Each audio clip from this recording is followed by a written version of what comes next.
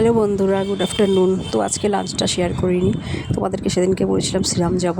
তো এই যে বড়নগর মেট্রো স্টেশন চলে এসেছি। তো বড়নগর মেট্রো ধরে গেছিলাম এসপ্ল্যানেডে। তো বৃষ্টি হয়েছিল, প্রচণ্ড রাস্তাঘাট ভেজা, তাও বৃষ্টির মধ্যেই বেরিয়ে গেছি।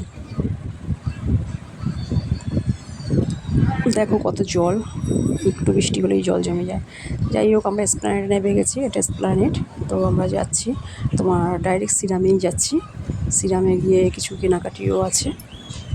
আর তোমার মেয়ে যে হেয়ার কাটিং করবে, ঠিক আছে, সেজন্য ফার্স্ট শ্রীরামেই ঢুকবো। তো শ্রীরামে ঢুকতেই খুব সুন্দর মা দুর্গার মূর্তি, আর 15ই আগস্ট একেবারেই সব মানে ডেকোরেশনটা করেছে, খুবই সুন্দর লাগছে, খুব ভালো লাগছে দেখতে। তারপর জিন্সের দোকানে ঢুকে গেলাম, মেয়ের জিন্স দেখছিল। তো ওই দোকানে পছন্দ হয়নি, আর একটা অন্য দোকানে ঢুকেছিলাম।